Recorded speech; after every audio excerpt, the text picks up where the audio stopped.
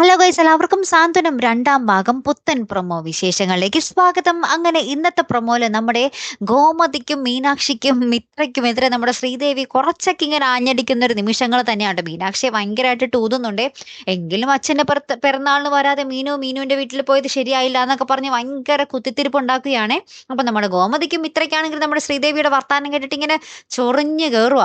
അതിനുശേഷം നമ്മുടെ ശ്രീദേവിക്ക് അതും പോരാഞ്ഞിട്ട് നമ്മുടെ ആര്യന്റെ അടുത്ത് പോയിട്ട് ഇങ്ങനെ പറയുന്നുണ്ട്, ഇനി നീ ജോലിക്ക് പോയി നേരത്തെ വരണം, അതാണ് നീ വേണ്ടത് ചെയ്യേണ്ടതെന്നൊക്കെ പറയുന്നുണ്ട്. അപ്പൊ ആര്യം പറയുന്നുണ്ട്, ഞാൻ ചിലപ്പോൾ വൈകിയോ എപ്പോഴെങ്കിലും വന്നെന്നിരിക്കും, അതെന്റെ ജോലിയുടെ ഭാഗമായിട്ടാണ് എന്നൊക്കെ പറയുന്നുണ്ട്. അപ്പൊ നമ്മുടെ മിത്ര കൃത്യസമയത്ത് കയറി വരുന്നുണ്ട്. അപ്പൊ മിത്രേനെ കൂടി കാണുമ്പോൾ നമ്മുടെ ശ്രീദേവിക്ക് ഷോ എങ്ങാട് ഇരട്ടിയാവും.